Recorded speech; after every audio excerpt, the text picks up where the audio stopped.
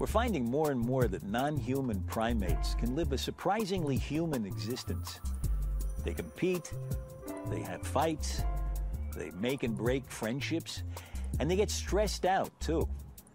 On this edition of Scientific American Frontiers, the effects of stress on humans and non-humans. We'll meet the man who spent 30 years figuring out how stressed out baboons get sick.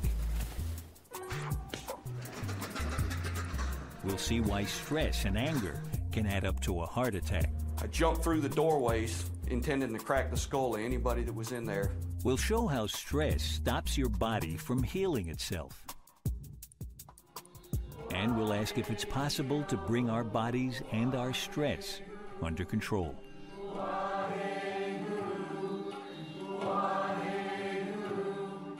I'm Alan Alda. Join me now as we try not to be worried sick.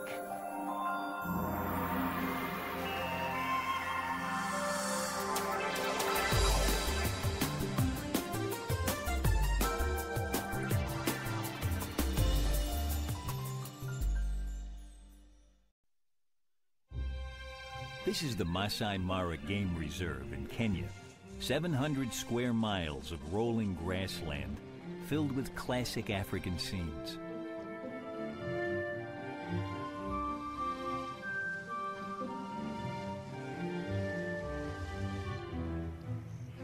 When our cameras came here a few years ago, we were looking for these. Baboons are all over the Masai Mara. They're smart and successful primates with no real enemies, except perhaps themselves. In this respect, they're much like humans. Baboon troops have a lot of rules which would have remained known only to baboons if it hadn't been for a Stanford University biologist, Robert Sapolsky.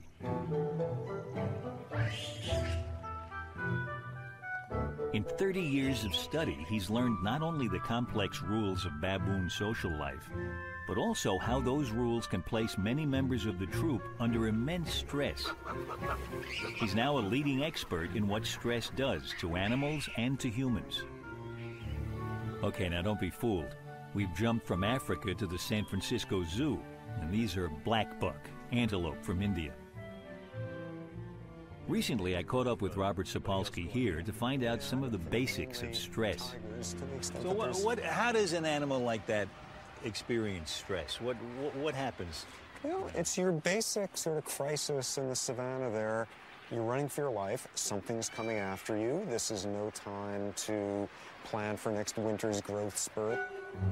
It's no time to, reach puberty. It's no time to repair last week's injury. You mobilize energy to deliver it whichever muscles are going to get you across the grasslands there. Increase your blood pressure so you get the oxygen going there in 2 seconds instead of 3. So basically you shut down all the long-term projects and you just divert all your physiology to getting away from that tiger. When they're stressed because a predator is coming after them, how long does that tend to last? I mean, might not they be always attacked by predators? Is it just really just a few seconds? I mean, that's the key difference between them and us. They are not thinking about predators. They're not thinking about any long-term, they're probably not thinking about much of anything, but that may be sort of my primate bias, but they're certainly not having long-term psychological stress. Something happens and it's over with in 30 seconds or else they're over with. It's very short-term acute stuff. They're not getting stressed, worrying about the ozone layer or the rainforest or whatever it is that sort of is psychologically stressful to us. They're not worrying about the long-term stuff. And every once in a while, one will pick up its head and thinks it hears something. And then they'll all get a little bit like that.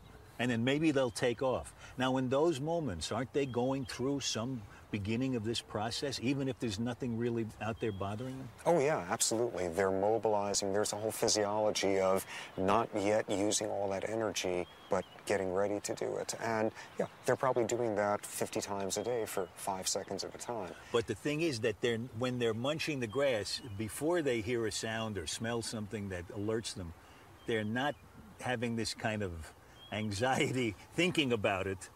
Even though I'm eating grass, something's liable to come along any minute now. Exactly. None of them are sitting there thinking, oh my God, I'm going to die someday. I mean, there's not that anticipatory sort of angst stuff. They're not sophisticated enough. They're not cognitively complex enough. All animals, including us, have this fight or flight stress response, as it's called, whereby we shut down everything except what we need to survive. The problem is that big-brained primates get stressed constantly by all kinds of things, like the stock market for us, or for baboons, like competing for social position. Antelopes, on the other hand, turn off their stress the moment the danger has passed, and their physiology comes back into balance. You know that they're not in that physiological state of stress most of the time. And the best way to get a sense of that is the whole notion stress-related diseases, stuff you get by just turning on the stress response all the time, that's a primate invention. That's an invention of species that are smart enough to just get themselves sick with psychological nonsense. They're not up to that level. That's our specialty. Boy, are we lucky. We got it figured out. What a deal we got there with that cortex of ours. Here's an example of baboon psychological nonsense, as Sapolsky calls it. The guy on the left is very worried. He knows he'll lose a fight, but it's a purely psychological clash, humiliating and stressful for the loser. Sapolsky sees baboons play out these kinds of mind games all the time.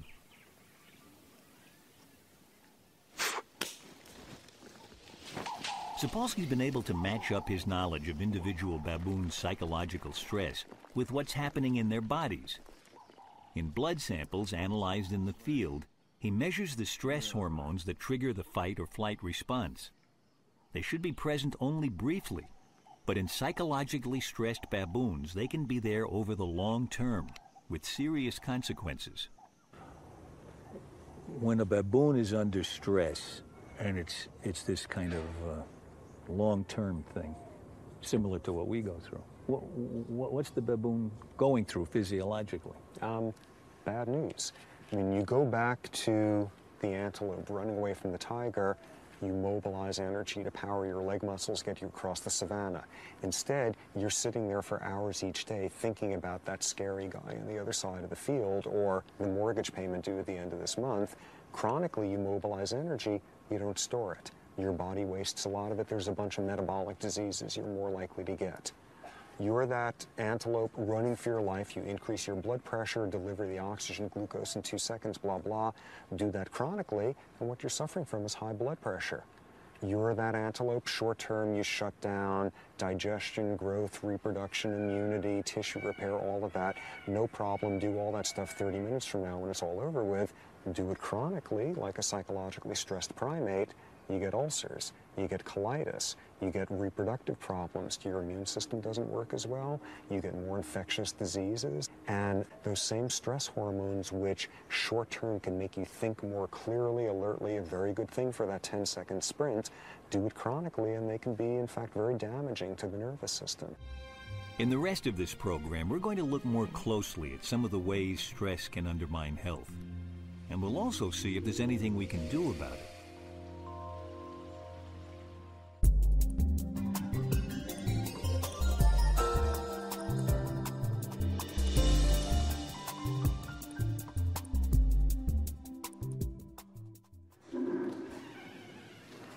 We're at the Wake Forest Medical School in North Carolina, in the lab of Jay Kaplan. Who do you think is dominant in that pen? Kaplan has conducted a series of experiments that shed some light on the interactions among personality, stress, and heart disease. His subjects are macaque monkeys. In the wild, macaques, like baboons, live in large groups filled with competition and contention. Social hierarchies are established with dominant and subordinate animals. If I look in this pen now, I see the two monkeys on the right who look to be sitting exactly where they want to be sitting. One of them is now threatening the three monkeys who are huddled off up on the upper left, hanging off the bars, which is a less preferred position. So I would say that these two guys are the dominant monkeys in this group, and the other three are more subordinate just by the nature of the way they're using the space in here. The relationships the monkeys establish are not an accident. They're determined by interactions of their personalities. Some are just naturally more aggressive, and they come to dominate. Primate personalities are stable over the long run, as Robert Sapolsky discovered with his baboons. Personality is the key to understanding their lives, he says. Does a difference in personality have something to do with how well they're able to handle stress or how much stress they experience? Yeah, absolutely. I mean, sort of my initial assumption that I sort of squandered my first 15 years on with them was dominance rank. That's the thing. If you're a low-ranking baboon, you're going to have the stress-related diseases. And what I've learned since then is, yeah, rank's important. Far more important is what sort of society you have that rank in. Is it a troop that treats its low-ranking animals miserably? Is it a troop whose hierarchy is unstable? Those are both much more stressful situations. And then even more important than your rank in the sort of society in which it occurs is your personality, which is basically saying, what's your filters with which you see the world around you? And that's the single biggest predictor. You look at a single question, how often, if you were a male baboon, how often do you sit there in contact with another baboon, grooming another baboon, being groomed back, get sort of an aggregate measure of that, a sociality score, and that's the single strongest predictor I have ever found of stress hormone levels in these animals. In the macaque-monkey experiments, the kind of social complexity which macaques and baboons show in the wild has been stripped away.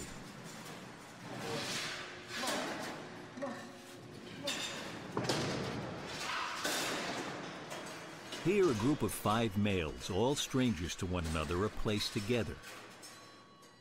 They immediately set about establishing who's dominant and who's subordinate.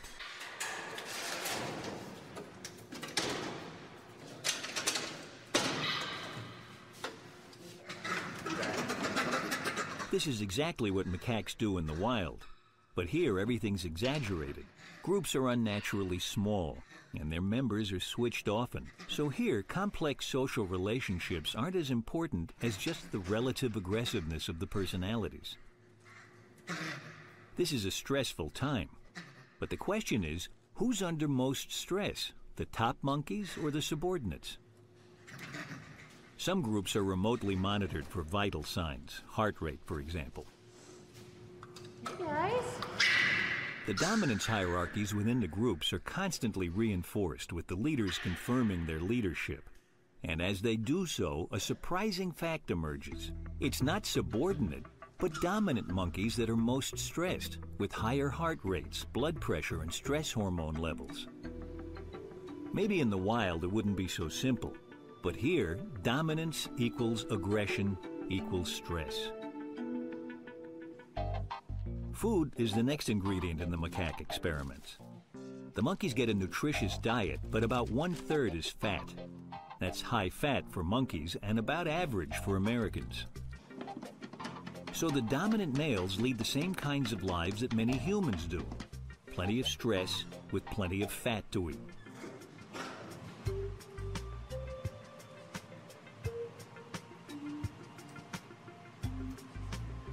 During the course of the experiments, the monkeys get regular checkups of their cardiovascular systems. This is an angiogram procedure to look at the coronary arteries, exactly like what a human patient might receive. Some of the experiments run for 2 years, and over that time, the dominant stressed monkeys develop twice the artery-clogging atherosclerosis as the subordinate animals. Animals who maintain their dominance under these conditions experience arousal of the fight-flight response, whereas animals who immediately become subordinate under these conditions don't experience those same cardiovascular changes. And it's the cardiovascular response that accompanies the behavior of maintaining dominance under these provocative conditions that we think is damaging when combined with a high-fat diet. Males whose aggressive personalities compel them to keep a cage full of subordinates in their place experience constant surges in heart rate and blood pressure, enough to damage their blood vessels and provide sites where artery-clogging deposits can build up.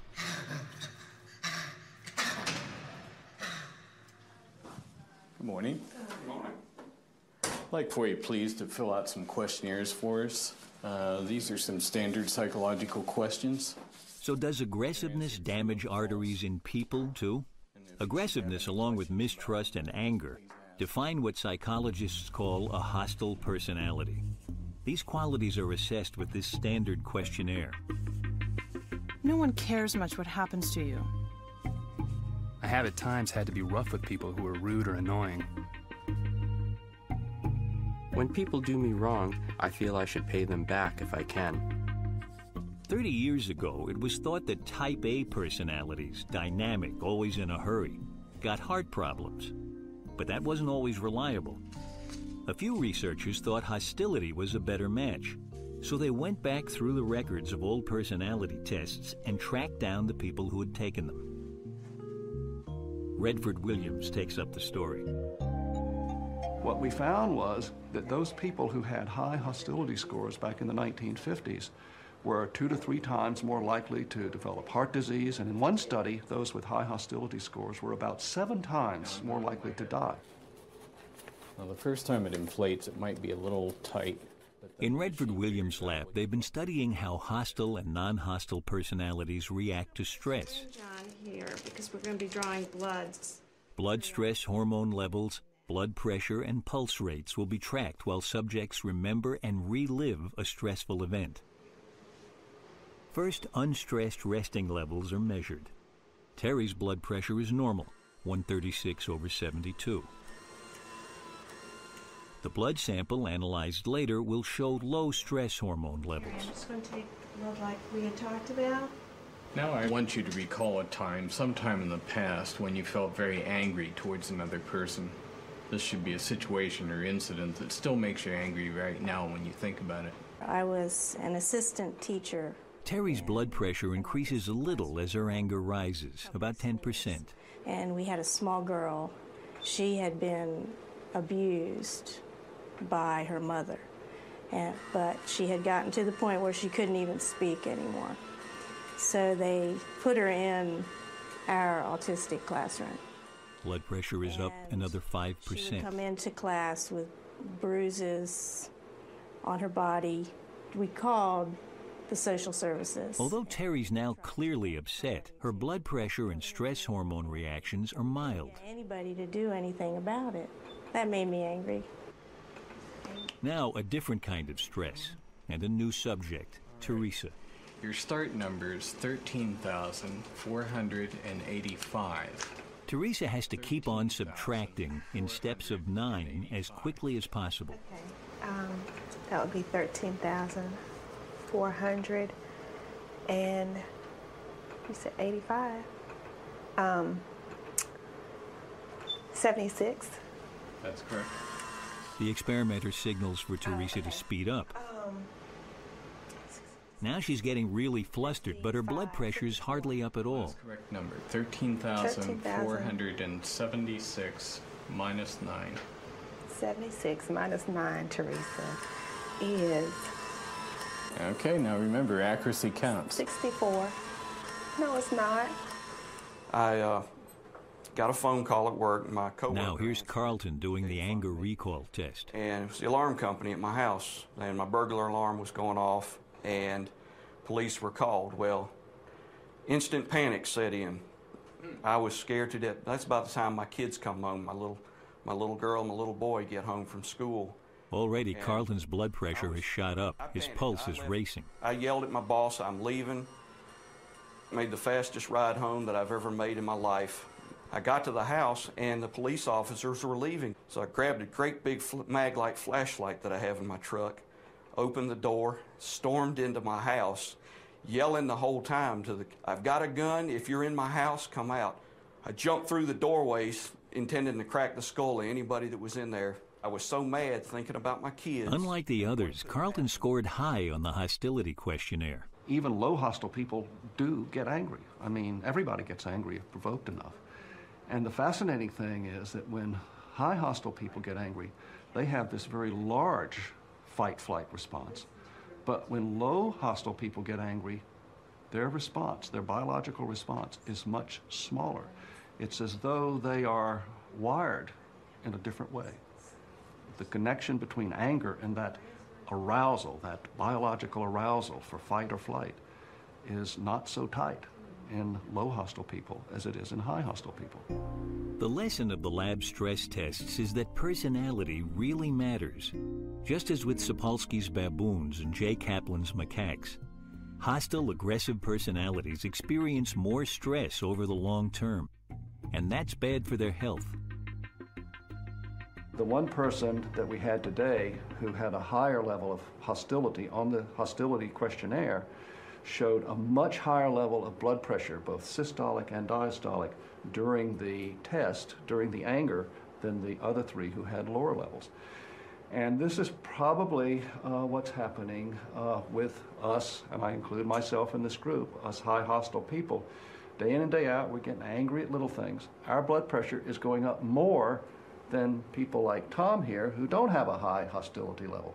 And that's probably what's clipping off our arteries and damaging our arteries and causing the increased atherosclerosis. Now, it's not the only thing, obviously. We have our cholesterol levels, our health habits, our exercise habits, and Lord knows, a multiplicity of genes that feed into this. But this is one thing that does feed in, and it doesn't mean you're for sure going to have a heart attack. It means that you've got a slightly but reliably increased risk. This is New York City, urban living at its most hectic and its most stressful. You may be surprised to learn that walking around hidden inside the chests of hundreds of New Yorkers are tiny stress measuring devices. Charles Harmon has one. He's an office worker and also a heart patient who carries an automatic implanted defibrillator. When clogged arteries reduce blood flow to the heart muscle can be damaged. Damaged hearts can lose their steady rhythm. Extreme arrhythmia is called fibrillation, and the defibrillator shocks the heart back into action. Have you had any racing heartbeats? A little bit, I could feel it. Enough to set off the defibrillator? Not quite, no, I never did that. Did it make you feel dizzy or pass out? I didn't pass out, but I got a little dizzy. Okay, so let's interrogate the device. We'll talk to it. Implanted defibrillators are pretty smart. Not only do they constantly monitor heart rhythm and deliver shocks when appropriate, they also record everything they do. Nothing's happened since we last saw you a few weeks ago. Stress, with its surging blood pressure and pulse rate, can overload a damaged heart and disrupt its rhythm. Everybody is susceptible to stress, and everyone can have a physiologic response to stress. It's the interaction of that response and a damaged, diseased heart that leads to dangerous arrhythmias. September 11th, 2001 was the beginning of a time of extreme stress for New Yorkers. All over the city, implanted defibrillators were sitting in the chests of heart patients, monitoring hearts, firing off when they detected dangerous arrhythmias, and recording their actions. Charles Harmon's cardiologist collected records downloaded from 200 implanted defibrillators. We found the results were quite striking. There was about a 2.5-fold increase in the number of patients who experienced these arrhythmias in the 30-day period after the attack compared to the 30-day period before the attack. Stress can be the final trigger for a heart attack. It's estimated that 40,000 heart attacks a year are triggered by stress, as many as caused by strenuous exercise. And as we've seen, chronic stress clogs up arteries as well, damaging the heart and making it more vulnerable to an attack. So stress is a major risk to cardiovascular health. And next, we're going to see how stress undermines another of the body's essential systems.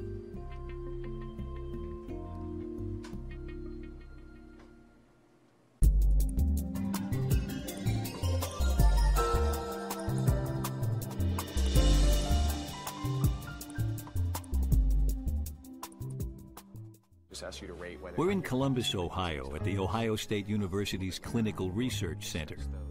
The couple on the left, Eve and Bud, are going to let the researchers probe into the most private areas of their marriage. Now, I usually start like right here in the middle.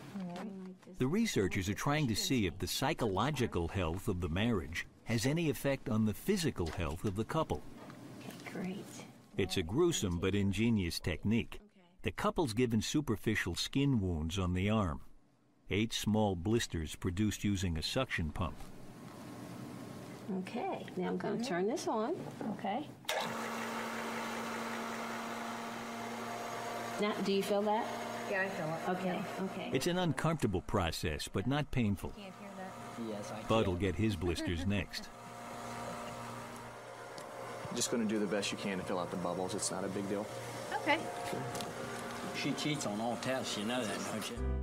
Psychologist Tim Loving asks Eve and Bud to assess how much they disagree in typical sensitive areas, like money or in-laws. A 0 score means no disagreement, so it seems Eve and Bud, who have been married 13 years, get along pretty well. After 10 minutes, Nurse Lois Grinston checks her handiwork. Yes, lovely. The idea is to follow how well Eve and Bud's lovely blisters heal over the course of the next month, and to see if the stress levels in their marriage have any effect. 90 couples are in the study. The healing process will be monitored visually, and by measuring the rate the blisters dry out.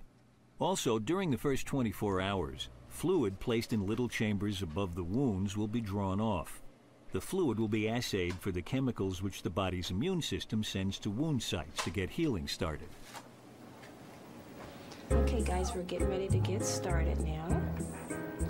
And I'm going to close the curtain. With the blisters in place and Lois Grinston ready to draw blood samples, Eve and Bud are supposed to start arguing. Likely hot topics have been suggested by the researchers after exploring with the couples the questionnaires they had filled out. For Eve and Bud, they've zeroed in on Bud's hearing aid, or rather his lack of a hearing aid. When they put me in the casket, you can go ahead and put the hearing aid in my ear. The bad thing is we even have a hearing aid at home that you could wear so that you won't have to keep saying, what, even when we're watching a movie. As with the hostility study we saw earlier, blood samples will show what levels of stress hormones the argument stimulates. Keep rewinding the movie so you can hear what they said, which is aggravating. Well, you should put the hearing aid in your ear and listen to the movies for a while and see what the hearing aid sounds like. You've never had it in, how do you know? You've never tried to watch a movie with it. I'll watch a movie with one sometime. In fact, their hearts aren't really in this argument. When sometime? Next time we watch a movie. Okay, I'll go rent one tonight. I didn't say that quite that soon. Bud and Eve are really pretty good friends. Their argument provoked no stress hormones in the blood. Their immune systems responded strongly to the blisters, and healing was close to complete by around day 12.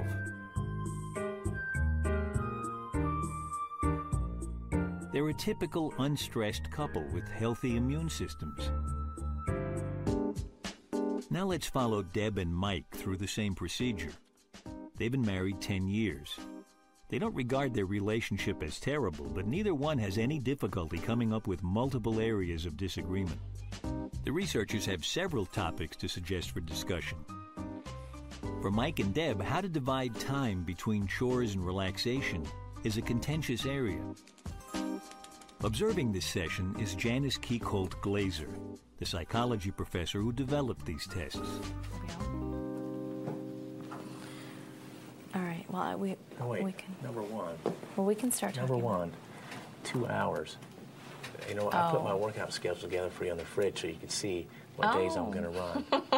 Number one, you need a healthy heart, and number two... As before, blood samples are taken to measure stress hormone levels. Excessiveness. I talk about in our lives right now. That's how you accomplish things. We are so busy from the minute we wake up till the minute we go to sleep. Take, for instance, the morning. When I wake up, you wake up, you get yourself ready, and you go to work. Yep. I get myself up, I get myself ready, I do a load of laundry, check the emails, pack the kids' lunches, put the dishes away. If you guys get together once in a while, whether it be in the evenings... How long is once in a while? I don't know. I mean, I don't know. Deb and Mike may not have a perfect relationship, but as with almost all the couples in the study, it's still a marriage that works. In fact, Deb and Mike don't regard this argument as especially stressful. You got to do it the way I like it. The couples who tended to be nastier or more hostile toward each other had higher elevations in stress hormones, particularly the women. And they had greater changes 24 hours later in terms of a whole battery of different immunological assays.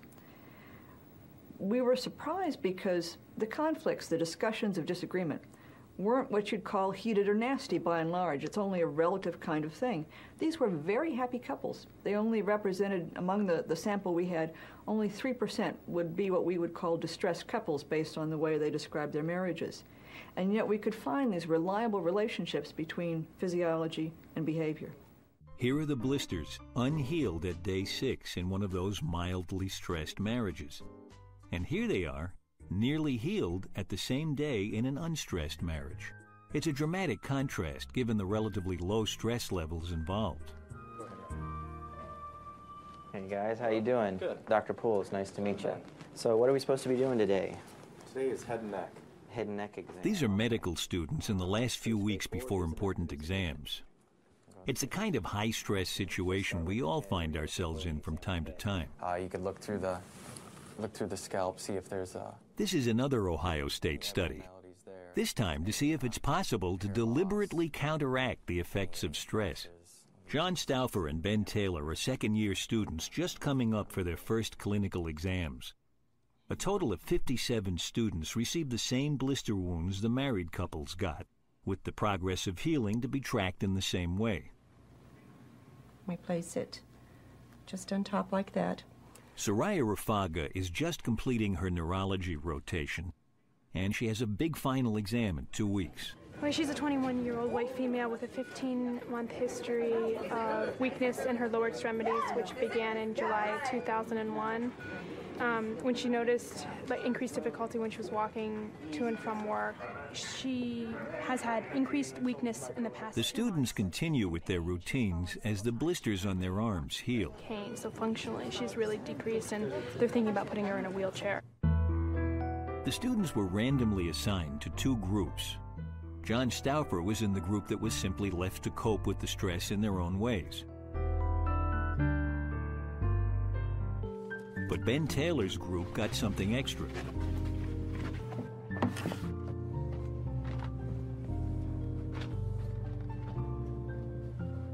Breathe slowly and deeply. You let tension go, and you let yourself go deeper. Begin by relaxing your right foot, just letting the tension flow out. Throughout the pre-exam period, all of Ben's group attended frequent sessions in which they received standard relaxation therapies. Down into your fingertips. Every muscle fiber just letting go. All the students were tested again to compare healing during a relaxed exam-free period. That ensures it was really the stress of exams being assessed, not simply the stress of receiving the blister wounds.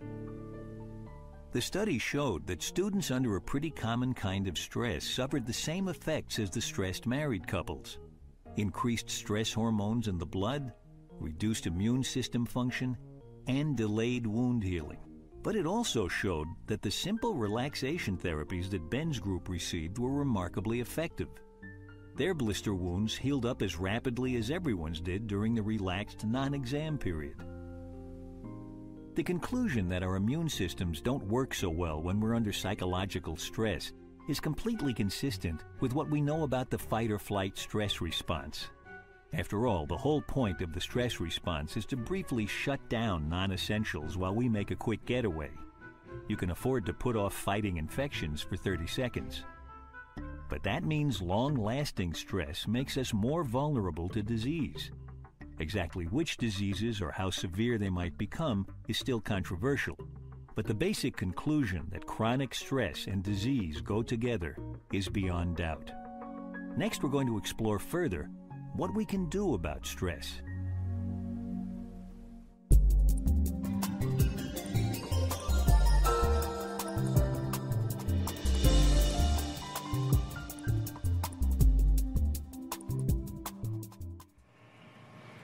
That's picking up what? This is the photoplethysmograph, and this is picking up your skin conductance, which is another way of saying your skin sweating.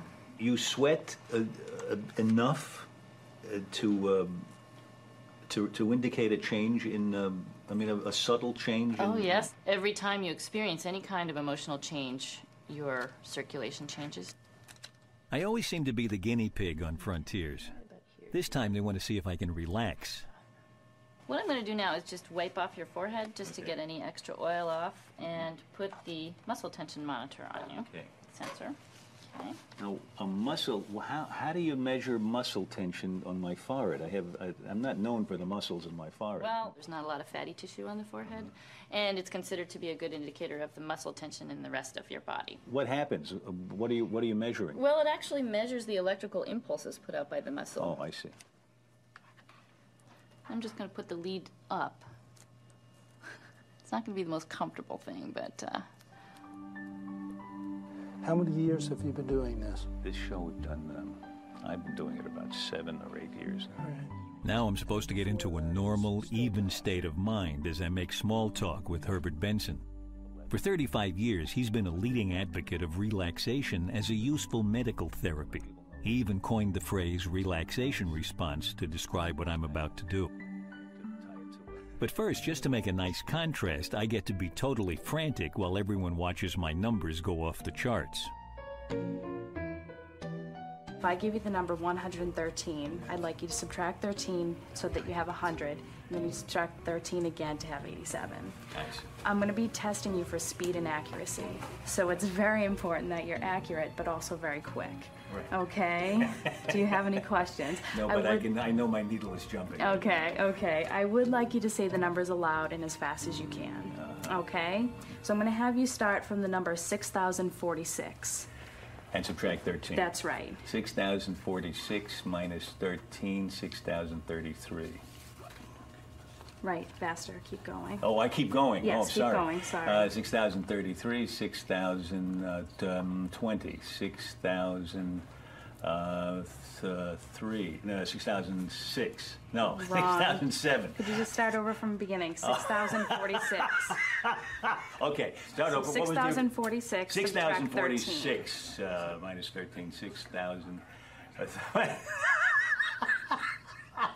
I'm sorry.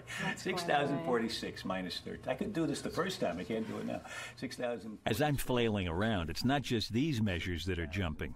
The stress hormones in my blood must be surging too. 6,020. Mercifully, Herbert Benson comes to the rescue. 5,007 and 4, 7 and 10, 5. Okay, that's enough. Let me show you how to evoke the relaxation response. So if you will, just close your eyes. And relax all your muscles, starting with your feet, your calves, your thighs. Shrug your shoulders around. Roll your head and neck around. Great. Wonderful. Now sit without movement and just focus on your breathing. But breathe oh so slowly. Each time your breath is coming out, say silently to yourself the word calm. And you're going to find all sorts of other thoughts coming to mind. Those thoughts are natural. They should be expected. But when they occur, don't be upset, but simply say, oh well, and passively come back to the word calm. On each out-breath, calm. And as the other thoughts come to mind, just, oh well, and back to calm. This is a simple, basic form of meditation. The sensors confirmed what I was beginning to feel, that I was more relaxed. Now just slowly, slowly open your eyes.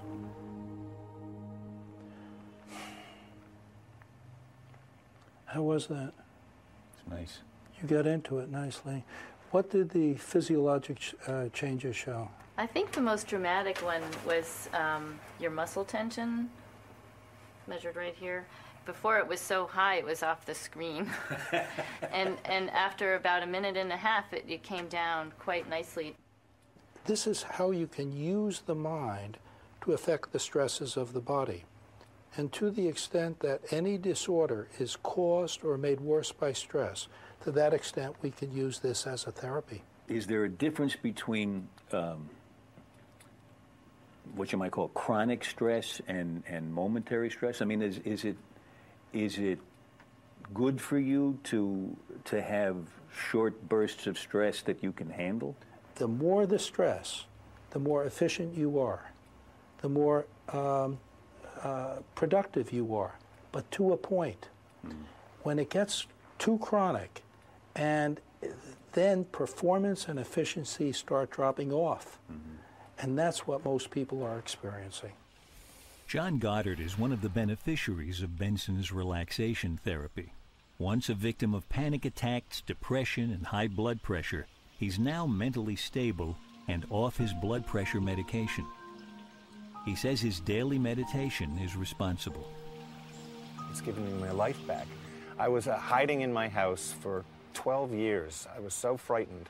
And now I'm out in the world. I'm actually working again. It's just so fantastic. Gina Francis failed for years to get pregnant. After learning relaxation techniques, she now has one child, and there's another on the way. Elisa Toledo had a stress-induced heart attack. Her cardiologist recommended yoga-based relaxation for stress management.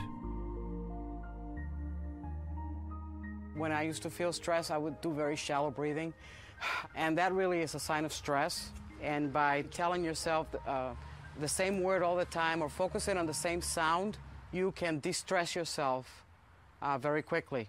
I mean, it doesn't happen like within seconds, but you can over a period of a few minutes de-stress yourself. Where before I didn't know to do that. You know, I would be stressed, and I would just probably stay stressed for the day. It makes sense that reducing stress lowers blood pressure or increases the chance of pregnancy because the fight-or-flight stress response does the opposite, increases blood pressure and shuts down reproduction. But exactly how meditation and yoga function to reduce stress is still something of a mystery.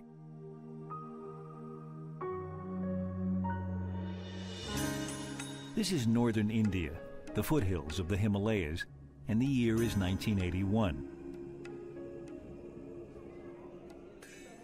These scenes were filmed on visits led by Herbert Benson to track down experts in Tummo Yoga.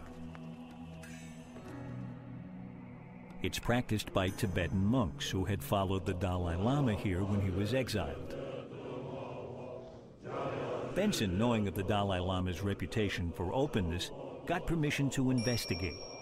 For years, the practice of Tummo has been a secret within Tibetan Buddhist practice, and you allowed the West to have studies of this for the first time. Why is that?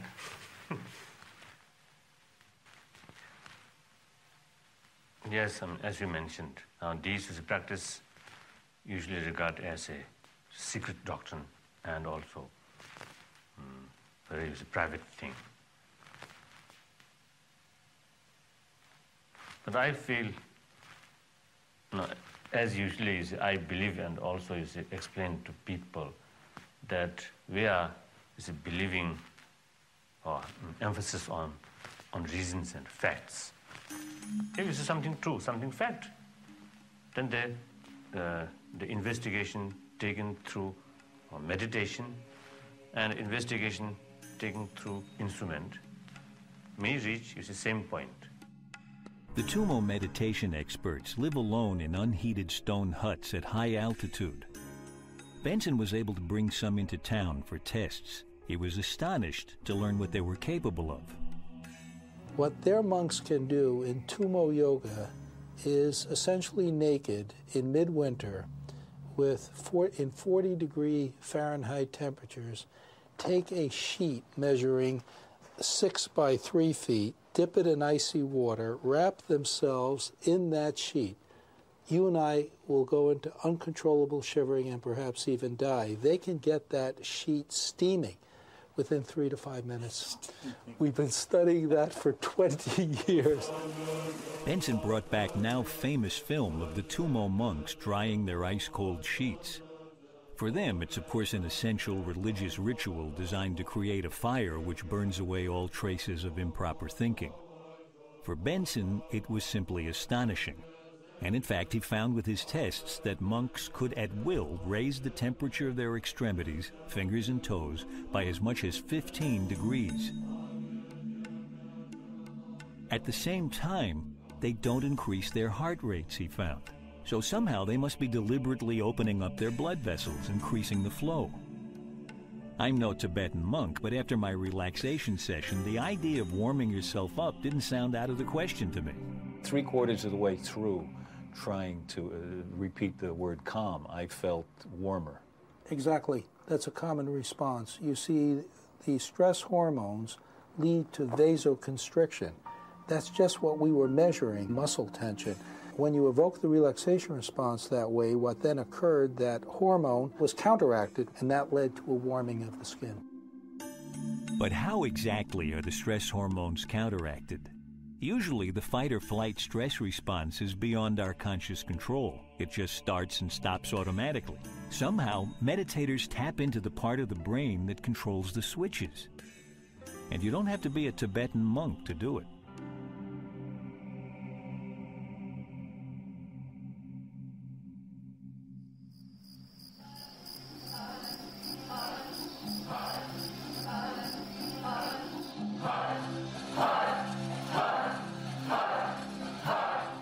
We're in a community just outside Boston which follows the Sikh religion and practices a kind of yoga called Kundalini, which literally means coiled like a snake. Kundalini yoga aims to uncoil the snake, unleashing the energy of body and mind.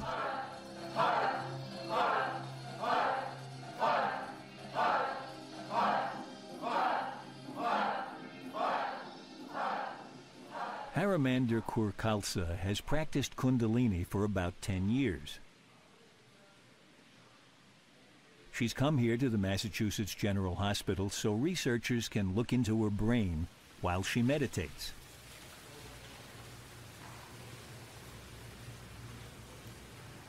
The study's being run by Sarah Lazar, a psychologist, assisted by Katie Killalea. So this should be just a little snug.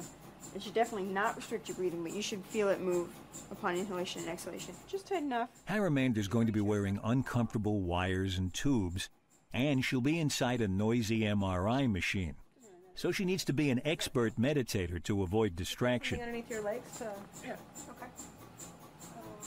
Just as it goes into place. There's a frame to hold a mirror so she can read an instruction screen. All right. Don't forget that. All right.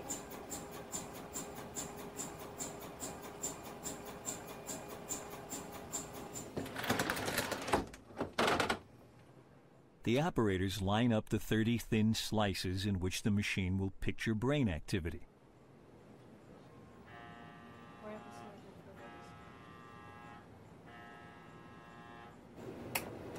Okay, we're going to get started. This one's going to be a little bit loud, and it's going to last 32 minutes.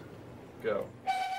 First, in this control period, Haramander's screen tells her to think randomly, to run through an arbitrary list of animals, for example, to show what a brain that's not meditating looks like. Right now, her breathing's about as expected.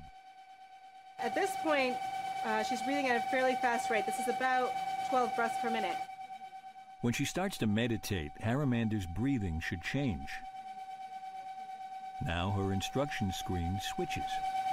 Begin meditation. Begin meditation. A common type of Kundalini meditation involves coordination of breathing with repetition of mantras. Breathing rate drops dramatically without the meditator forcing it to. So you can see now it's getting much wider, so she's beginning to meditate. Because before she was going about 12 breaths per minute, and now she's going, these are much longer, slower breaths, longer, slower exhalations.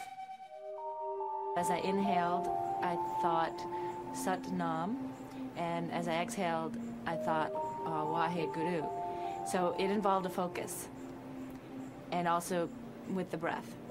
And I just kept focused on that, and then allowed whatever changes would come about to happen. This is one particular slice through the brain, and here we see a bit of the limbic system called the amygdala, circled in blue. And this time course is the average activity of that bit of brain during the experiment. This bit of brain becomes more active during meditation than during the control period. So there's something going on during meditation which is not happening during just sitting there repeating the words of animals. Do you know other stuff about that part of the brain that throws light on right. what functions are otherwise performed by it?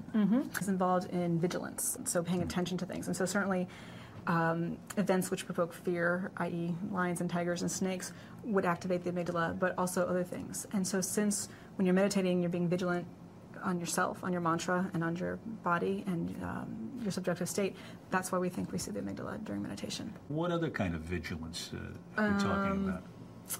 If you're hungry and you're driving down the street and you want to pay attention to which restaurants are there, that might be something similar. So it's vigilance to things which are biologically relevant. I guess that's a better, being more more precise. But probably not vigilance of, say, reading a book or watching a movie. It's not the same attention. It's more, it's got to be biologically relevant, they think. Isn't that interesting that meditation, which is supposed to be so spiritual, lights up the part of your brain that a sirloin steak does? Exactly. People once thought meditation was a bit like dozing off. So the detection of vigilance in Haramander's brain is especially interesting, and it matches what she feels. There's a complete awareness, and in a way, even a more heightened awareness of everything. And then with the particular sounds, Satanam felt like it was very focusing for me. And then Waheguru had a very kind of expanding feeling and of awareness. So I felt more unified in my experience of the MRI and of myself. I did think of a pretty straightforward way to explain the brain activity, but Sarah Lazar in her latest tests had gotten there first. Let me ask you kind of a dumb question. How do you know they were meditating? If they can just bring their breath down to 4 breaths to 4 breaths a minute mechanically, then maybe you get this kind of maybe these parts of the brain light up anytime you bring your breath down to four Right. times a minute. A very good question. That's another experiment we're doing this time. Is we're having them go down to 4 breaths per minute. We're showing them arrows and telling them when to breathe.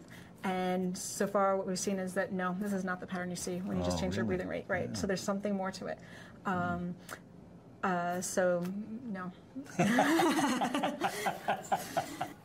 Sarah Lazar's experiments have shed some light on how meditation and relaxation reduce stress, because the part of the brain that was active in the meditators is also involved in sending signals that control the fight or flight stress response.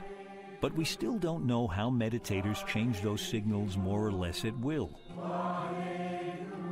Regardless of how it works, meditation does help people deal with the stress of life.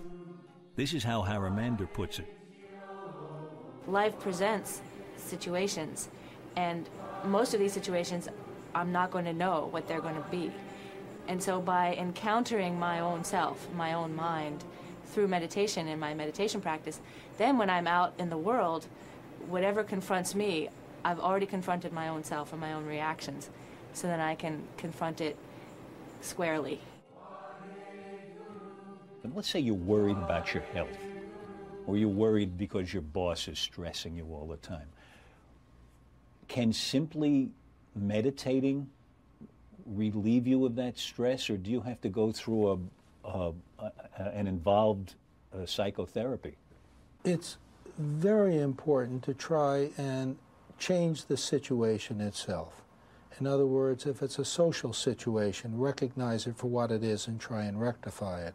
But if you can't, as many of us can, change the situation, then you could protect against the harmful effects of stress, or at least lessen them, by regularly evoking the relaxation response. And people should do that regularly. Just think of the numbers of people who have told you, without my yoga, without my daily exercises, many will say, without my prayer, I don't feel as calm as I do otherwise. And although this isn't speaking to the inherent value of the beliefs in these various things, it certainly shows their effects. So, can we be worried sick? No doubt. Are less stressed people less sick? Yes. Can we deliberately reduce stress? Yes. And don't forget what Robert Sapolsky found. His least stressed baboons were the guys who just got along with others the best.